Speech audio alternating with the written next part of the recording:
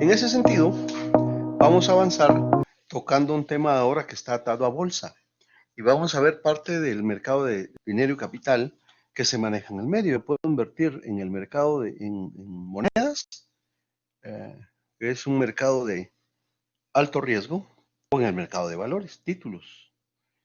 Y acá está un ejemplo. Inversionista en Panamá requiere invertir en la bolsa de El Salvador.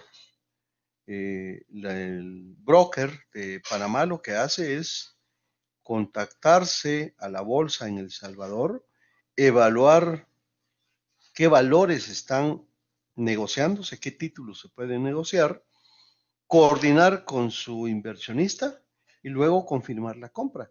En ese momento se inicia la liquidación.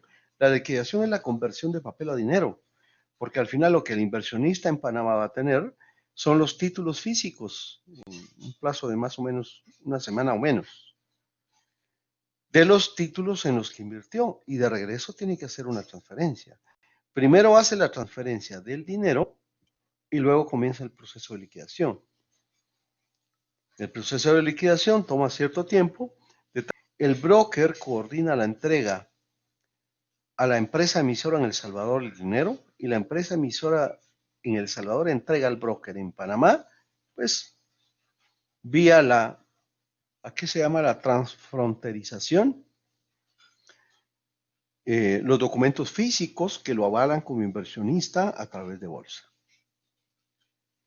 En el mercado dominicano, esta es más para información teórica, hay una bolsa de valores como tal.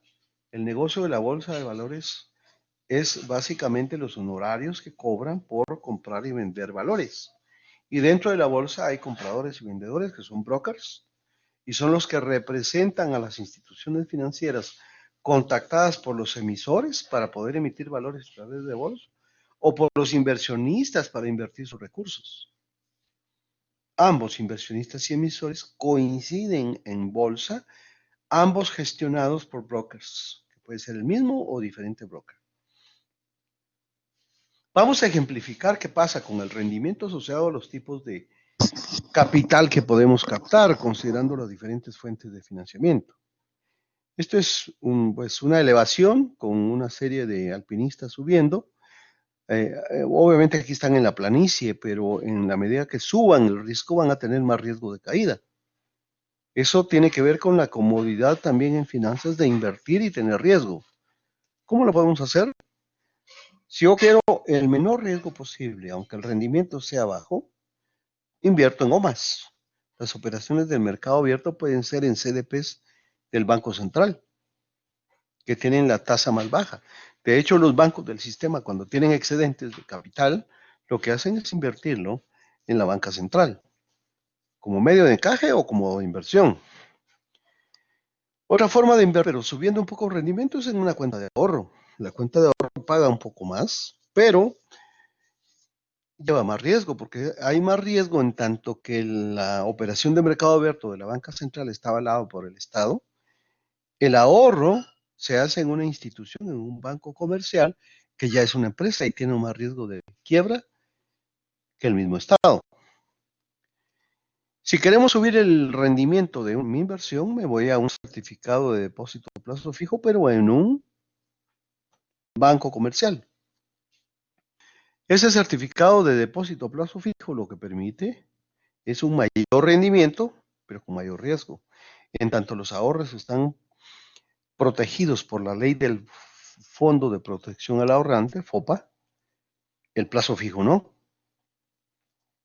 Y si yo quiero subir mi rendimiento, aunque considerando un riesgo mayor, puede irme a bonos soberanos.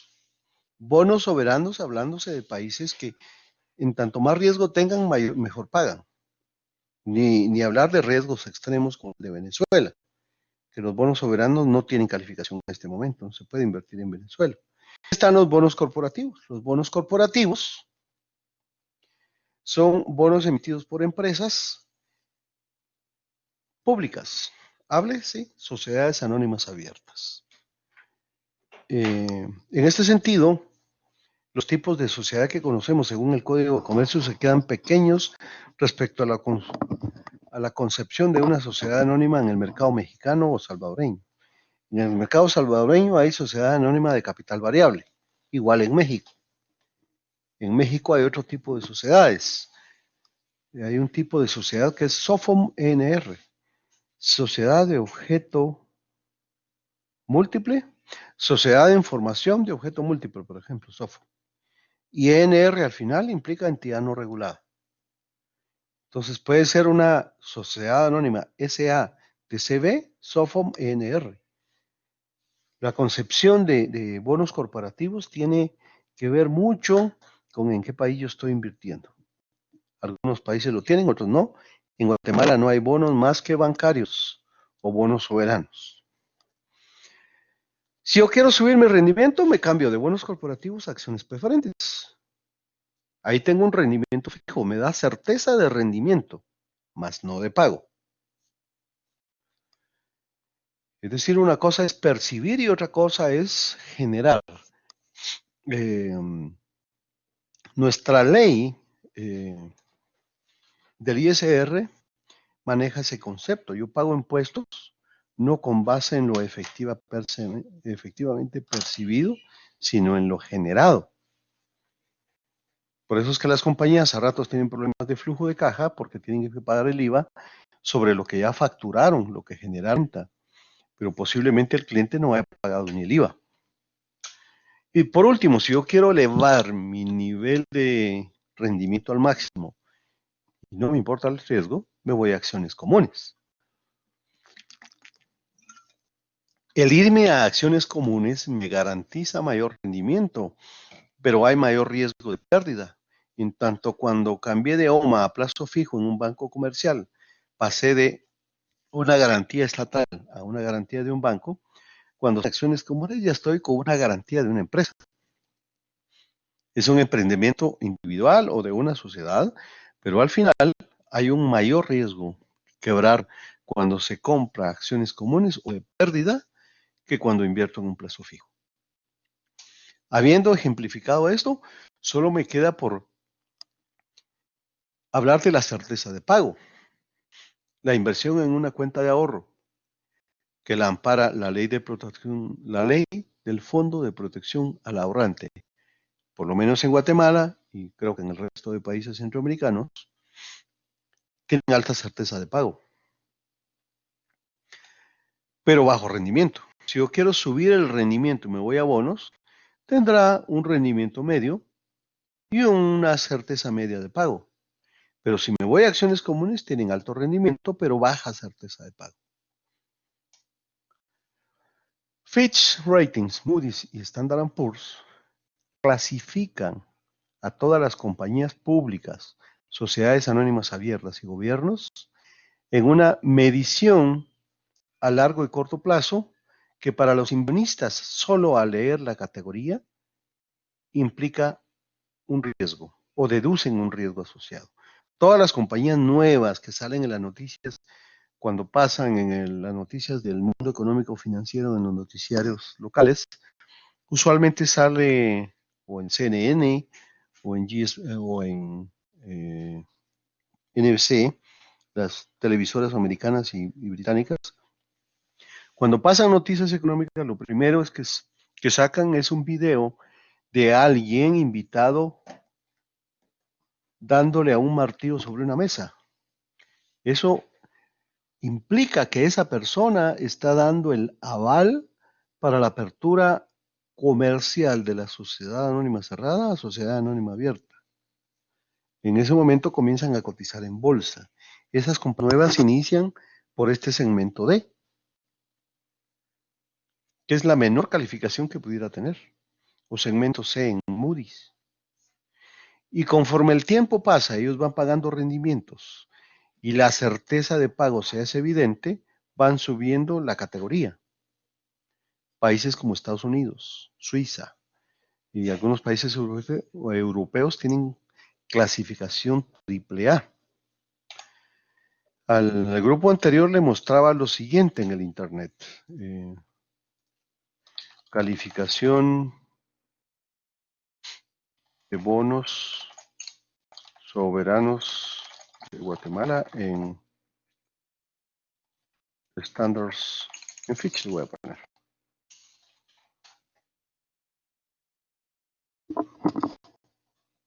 Y justo está acá. Calificación de la deuda para Guatemala. Y aquí está la calificación que tenemos, BA1 en el caso de moneda local. Y aquí está la fecha en que se hizo la calificación. BA1 estable, estamos actualmente, al 23 de junio. Y si me voy a esa calificación, puedo asociarla, estamos aproximadamente a este nivel, BA1 estable.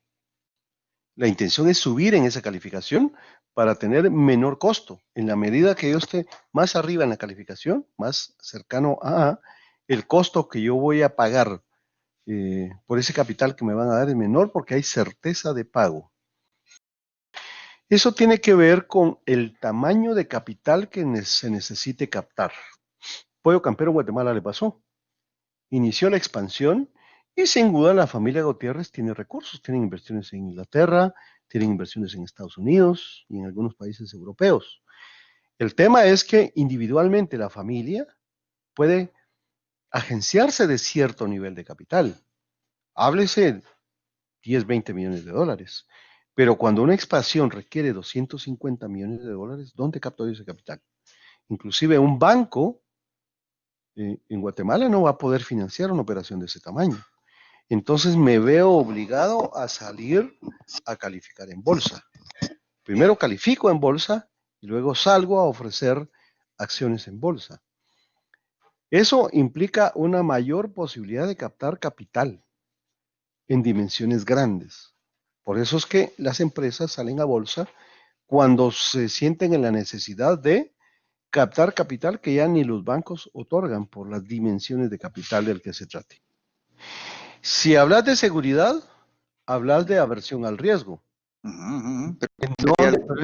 Esa es una decisión personal del inversionista.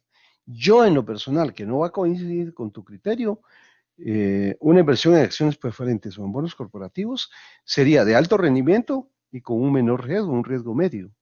Pero algunos dirán, no, es mucho riesgo. Yo prefiero invertir en bonos soberanos, por ejemplo. Pero es una decisión del inversionista. Algunos dirán, no, yo quiero alto rendimiento, no me importa el riesgo, entonces se van a invertir en acciones comunes. Pero es la percepción del riesgo desde el punto de vista del inversionista, al igual que un gerente decidiendo una empresa por un proyecto A o un proyecto B. Cuando el rendimiento es 10, lo piensa. Cuando el rendimiento es 20%, lo aprueba. Eso va en función de la percepción del riesgo que tiene cada persona. Cada inversionista es diferente a otro. Recomendación, pues tener un portafolio que permita minimizar el riesgo y asegurar el rendimiento. Las compañías del top 500 de Standard & Poor's tienen cierto nivel de rendimiento en el mercado promedio y cierta variabilidad. Ninguna compañía, hagan de cuenta y caso que cada ondulación es un año. Aquí hay un año, aquí hay otro, aquí hay un año, aquí hay otro. Todas las compañías tienen rendimientos diferentes cada año. Ninguna compañía genera exactamente el mismo resultado año con año. Eso implica variabilidad, variación, y la variación implica riesgo. Rendimiento alto, rendimiento bajo, alto, bajo, alto, bajo. Esa variación es el riesgo. Este top 500 tiene cierto nivel de variación, pero hay compañías como la de tecnología, por ejemplo, cuyo flujo es altamente variable. Háblese las compañías de tecnología como Intel, como Samsung, como Apple. Y un ejemplo muy directo en este sentido sería el siguiente. Samsung, que está en azul, lanzó el S10, pero viene Apple y para contrastar, porque venía de vender el iPhone 9 bajando, lanza el iPhone 10. Sus ventas suben, pero las de Samsung vienen cayendo. Lanza ese iPhone 10 y viene bajando el rendimiento, las ventas van cayendo. Luego lanza el S11, el S12, el S13 Samsung, cuando van cayendo las ventas de Apple, y Apple lanza el iPhone 12. Justo se mantiene la ondulación. Si yo invierto 50% en Samsung y 50% en Apple, mi rendimiento va a ser un promedio por arriba de alguien que solo invierta en Samsung. Esto habla de riesgo. Ahora bien, hay poca certeza de pago. Una cosa es devengarlo y otra cosa es percibirlo. Si me voy a una empresa de energía, por ejemplo, como la empresa eléctrica en Guatemala, va a tener un bajo rendimiento, pero una alta certeza de pago. ¿En qué se basa la certeza de pago? En el tipo de producto que yo pongo en el mercado. Generando energía eléctrica para el mercado de consumo masivo, el mercado popular, Empresa Eléctrica de Guatemala determina su capacidad instalada y puede vender el 100% de su capacidad instalada, asegurando que el 98% de las veces va a cobrar lo que vende. ¿Cómo se confirma eso? Si te quitan la luz, ¿cuánto tiempo pasa hasta que pagas la energía eléctrica para que te la reconecten? Entonces eso le da certeza de flujo a la empresa eléctrica, en cuyo caso el coeficiente de riesgo en el mercado es menor que 1. Pero compañías como Intel, Samsung, Apple, Huawei tienen un coeficiente de riesgo mayor que 1. Un coeficiente igual a 1 significa una variación estándar en el mercado. No sé si con esto aclaro tu pregunta del cuál sería el mejor escenario para un inversionista.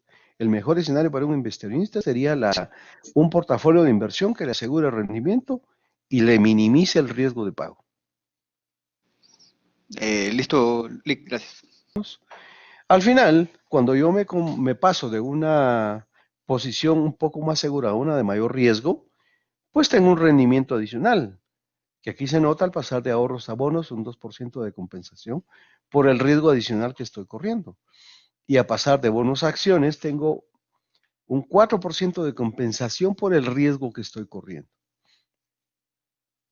Bien, cuando hablamos de riesgo y rendimiento, hablando de ese riesgo, hay métodos asociados para evaluar el riesgo. Para evaluar un riesgo debo considerar, por lo menos financieramente hablando de un proyecto, debo considerar la inversión, el flujo operativo y el flujo terminal. Hay dos métodos, realmente 3 métodos que evalúan el riesgo, solo que adicional al riesgo evalúa el rendimiento. Cuando hablo de riesgo, en la parte matemática me refiero a un riesgo probabilístico y a un riesgo estadístico. La concepción es, numéricamente hablando, cómo ponerle un número a la variación de resultados. Y en el método probabilístico de evaluación de riesgo, tengo este caso acá. Dice, se tiene un proyecto de inversión para el que se han determinado 3 diferentes probabilidades de alcanzar diferentes rendimientos. Eso es como el análisis de sensibilidad, más o menos, que tienen que hacer a ustedes en proyectos. Tienen que ser 3 versiones, una conservadora, una optimista y una pesimista, y verificar cuál es la sensibilidad de los rendimientos ante variaciones en precios, en costos, en inflación. Bien, en el caso teórico que tenemos en la diapositiva, pues vamos a suponer, y eso sucede en la vida real, cuando yo estoy haciendo un emprendimiento, yo no tengo historia. Estoy viendo hacia adelante únicamente, y en función de eso voy a estimar escenarios. Aquí hay 3 escenarios estimados por un cuerpo de directores en alguna empresa, y aquí están los miles o millones de quetzales que se pueden generar de resultado en cada escenario. Determine el nivel de riesgo, dice, del proyecto y confirme si es viable considerando como aceptable los riesgos menores al 30%. Otra forma de ver esto es, tenemos un proyecto nuevo que considerando el estado actual de la economía, pudieran generarse 600,000 resultados y la probabilidad de que eso suceda es 60%. Si la economía va a la baja, los resultados serían de 300 y la probabilidad de que suceda sería del 20%. Y si la economía va al alza, la probabilidad de resultados es del 20% y obtendríamos 900 de resultado. En este caso, hay que calcular tres valores: un valor esperado, una desviación estándar y un coeficiente de variación. El valor esperado realmente es una media, es un valor promedio que yo estimo alcanzar, con base en los escenarios que ya me dieron. Una desviación estándar ayuda a ver qué tanto hay de dispersión en la media. Mide la distancia desde el valor de la media hasta 1, 2, 3 y 4 desviaciones estándar para ver qué probabilidades de rendimiento hay y qué tan seguro es. Por último, calculo el coeficiente de variación, que es la expresión porcentual de la desviación estándar respecto del valor esperado. ¿Cómo calcularlo? Lo primero que calculamos es el valor esperado. Una condición del método es que la suma de las probabilidades dé 1, siempre. No puede ser ni mayor que 1 ni menor que 1. Tiene que ser igual a la unidad. Y esto lo aprendimos en Matemática Aplicada 2, donde vimos probabilidades, permutaciones, combinaciones, maximización y minimización por medio de una inecuación. Y en este sentido, debo calcular ese valor esperado considerando los valores que me dan. Hay una fórmula y la fórmula dice: el valor esperado de un proyecto estimado probabilísticamente es igual a la sumatoria desde que I vale 1, y recuérdense por favor que cuando hablamos de estadística hablamos de lo siguiente. En este escenario yo lo puedo ampliar acá y ponerle I, y mi variable I está numerada a partir de 1. Entonces dice sumatoria desde que I vale 1 hasta que I vale N. Debo sumar todo, pero considerando el producto de la multiplicación de D por P. D multiplicado por P. Debo sumar la multiplicación. Quiere decir que debo hacer una multiplicación en un tabular. Aquí la tengo. 300 por punto 20, que es lo que me están diciendo, D por P, es igual a 60. 600 por punto 60 es igual a 360 y 900 por punto 20 es igual a 180. La multiplicación de D por P debe ir sumada según esta indicación. Entonces sumo los valores y obtengo 600. El valor esperado de este proyecto es de 600 como resultado. Eso lo puedo obtener a través de una fórmula también.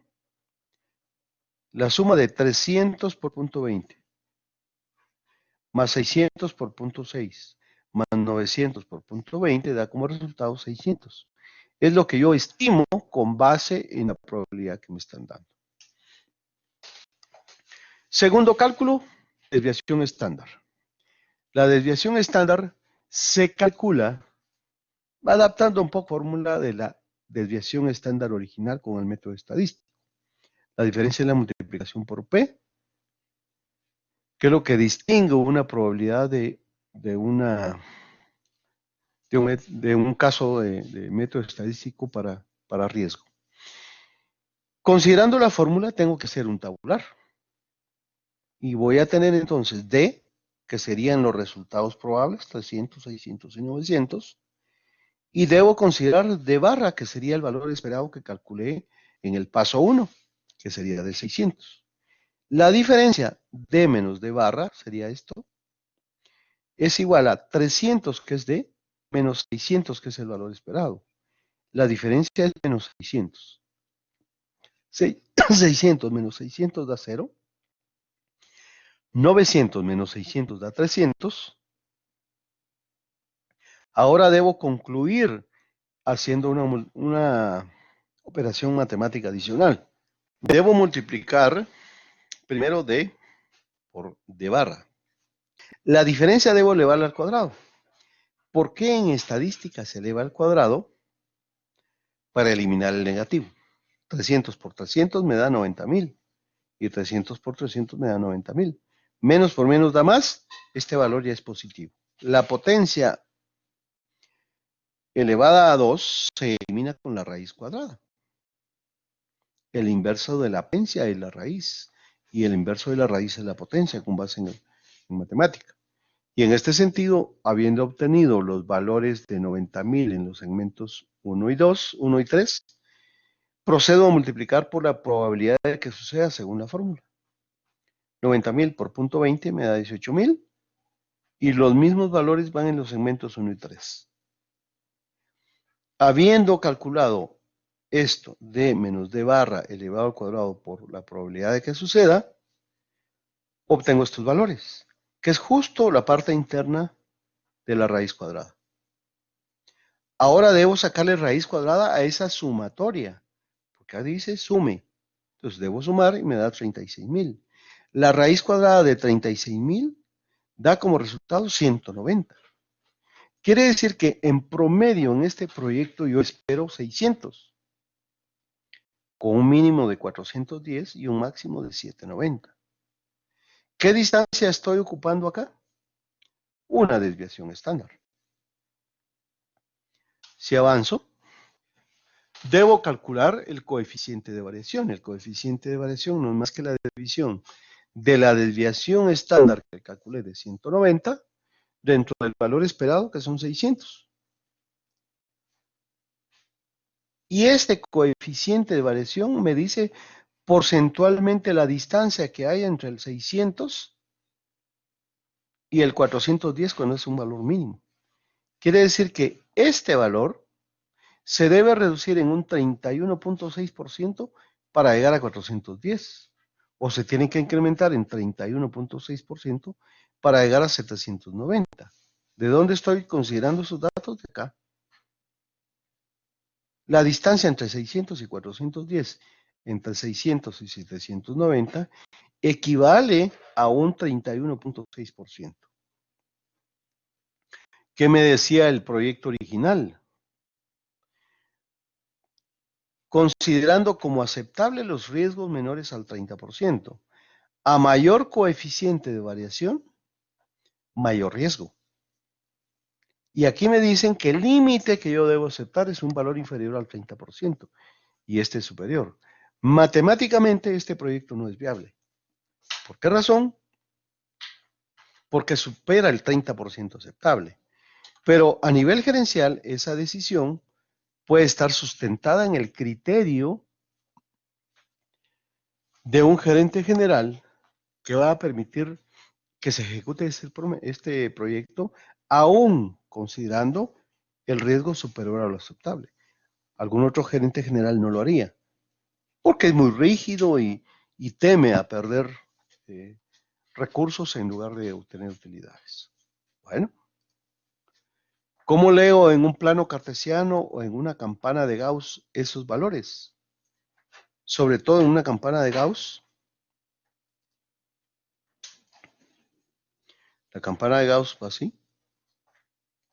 Y aquí estaría la media. ¿Sí? Si yo le sumo una desviación estándar hacia la derecha, acá, eso llegaría acá. Y si yo le resto una desviación estándar, llegaría hasta acá. La distancia que hay entre la posición de la desviación estándar y la media equivale a un 31%, 31.6%. Esa distancia está ejemplificada acá en el plano cartesiano, esta es la media. Para arriba es más una desviación estándar y para abajo es menos una desviación estándar. La decisión la tomo con base en esto y el mínimo que me están indicando que debo tener. Sabemos que no es viable, matemáticamente hablando, pero operativamente un gerente pudiera probar a pesar de que el riesgo sea mayor al aceptado.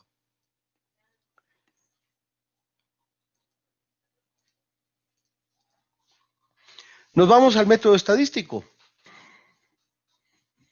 En este caso, tenemos determina el rendimiento, este caso teórico, determina el rendimiento esperado de una inversión dado los siguientes resultados. Y dice, considere viable los proyectos con un nivel de riesgo menor al 18%.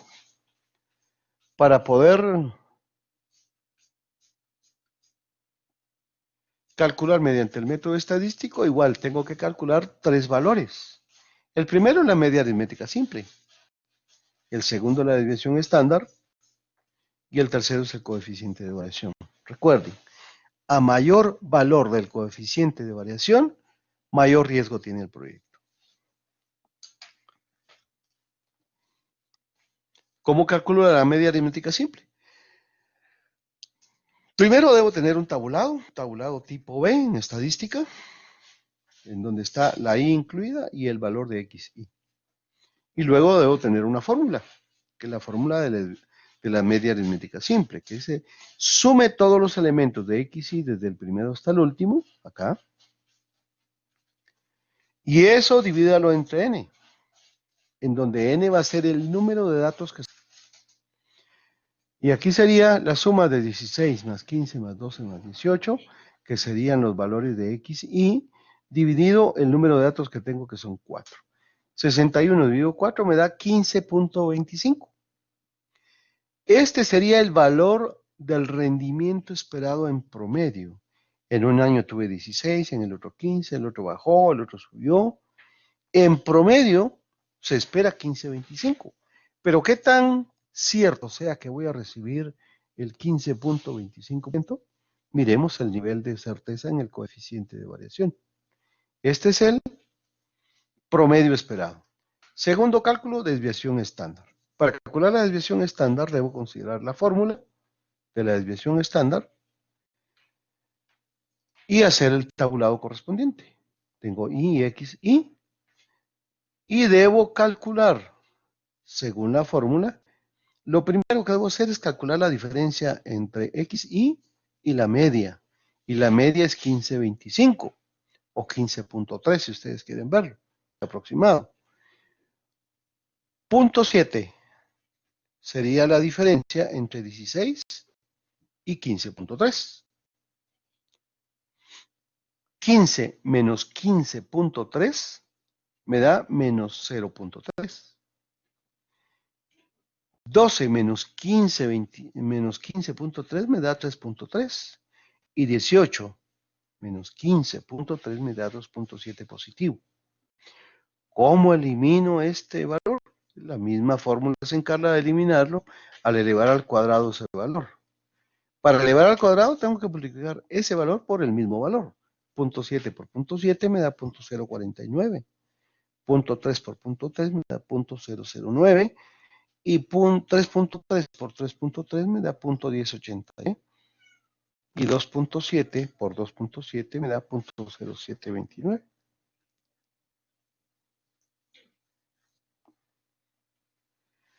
La sumatoria, que es lo que me piden acá, sume todos los cálculos que hizo por cada línea, ahora súmelos, desde el primero hasta el último registro.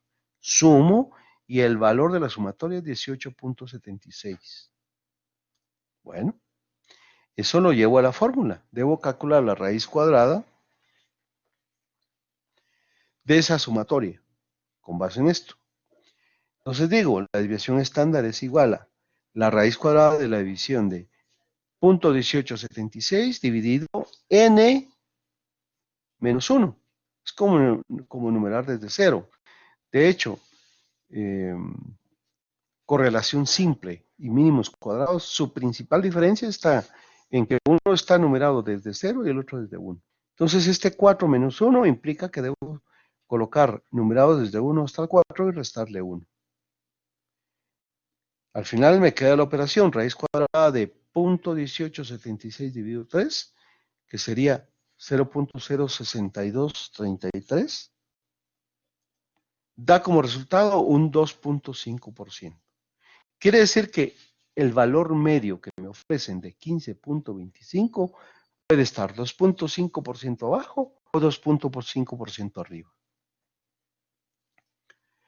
Luego calculo el coeficiente de variación. Para calcular el coeficiente de variación, tomo el 2.5 y lo divido entre el 15.3, que era el valor esperado, y me da como resultado 16.34. ¿Qué me pedía el método? Apruebe aquellos proyectos cuyo nivel de riesgo sea menor al 18%. Y este califica matemáticamente, porque es 16.34%. ¿Qué pasa si comparamos ambos casos? En este caso, como solo estamos midiendo el riesgo, lo conveniente sería elegir, como corrigió, caso número 2, que es el que menor riesgo tiene. Tiene solo un 16% de riesgo de cumplimiento. Muy bien, avancemos y nos vamos al tercer método que vamos a ver el día de hoy para evaluar el riesgo.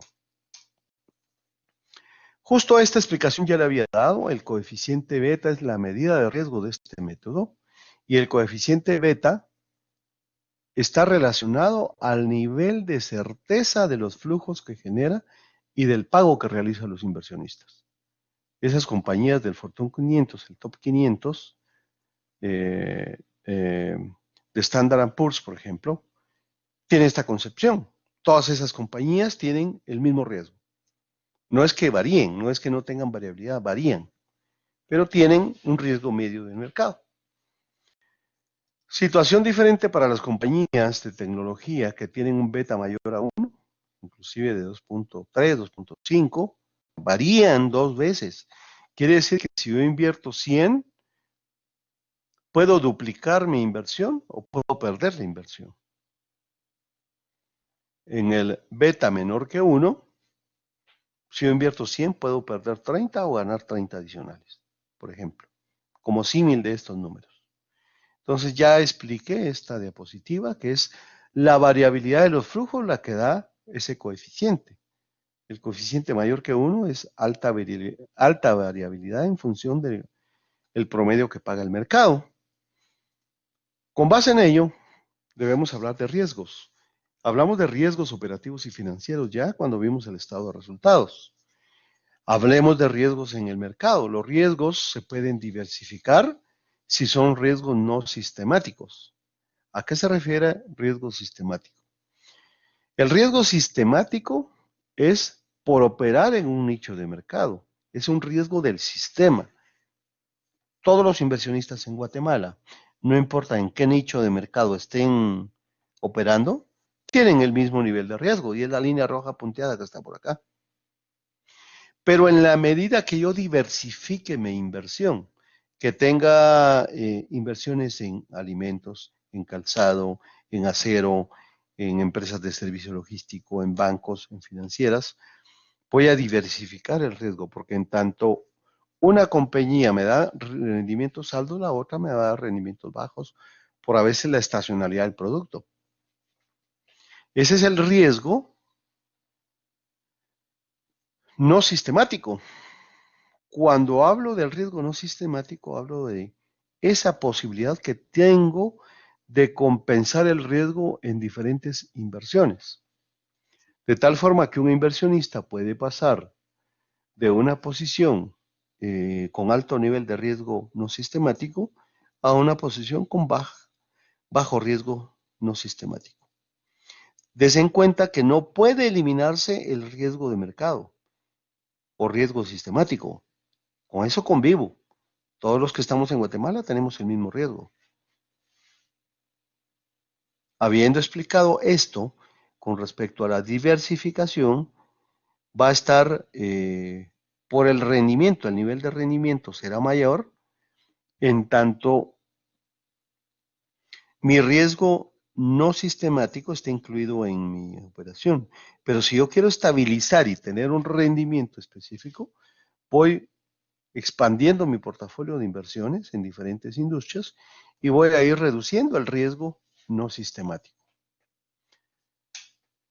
Habiendo hablado de eso, debo hablar de este tercer método. Y dice, evalúa el rendimiento requerido de un activo Z, el cual tiene un beta de 1.5, es decir, tiene una vez y media el riesgo del mercado. El 1 es igual, el 0.5 está por arriba.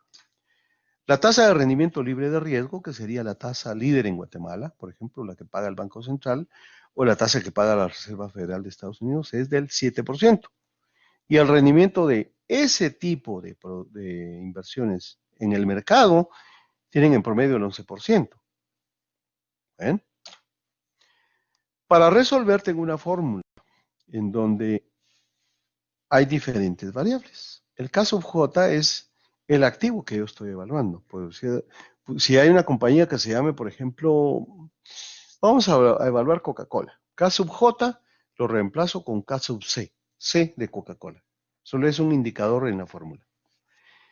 La segunda variable es la tasa de rendimiento libre de riesgo. Usualmente se toma como referencia la tasa que la Reserva Federal de Estados Unidos paga en las letras del Tesoro o en los valores que emite en el mercado.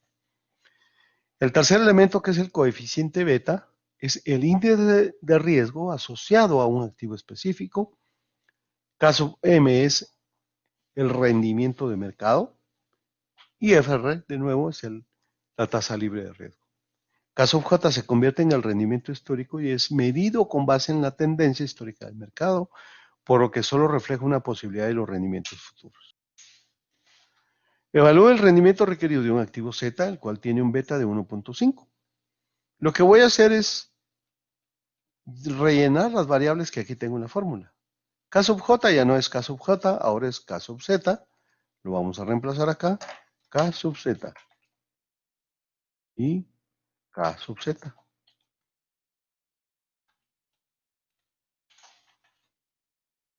Cuando calculo aquí en la fórmula, también debe ser K sub Z.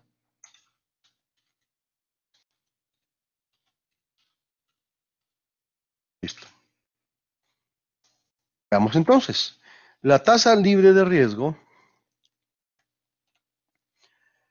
es del, según el enunciado, 7%. Quiere decir que este free risk es del 7%, tal como está acá. El coeficiente de riesgo es 1.5, el rendimiento de mercado es 11%, y K sub J sería el rendimiento requerido, que sería acá el resultado final, K sub Z. Lo que hago, por supuesto, es resolver la ecuación. K sub Z es igual a tasa libre de riesgo 7% más la compensación de ese riesgo por el coeficiente beta, que sería 1.5 multiplicado por 0.11 menos 0.07. Resultado final, una vez y media el riesgo de mercado, que sería la compensación del riesgo, sería 4, normal. Si este coeficiente fuera igual que 1, la compensación adicional sería 4, pero como es una vez y media, se convierte en 6. 6 más la tasa libre de riesgo da como resultado 13%. Eso implica que este inversionista, como rendimiento mínimo requerido, va a aceptar 13%.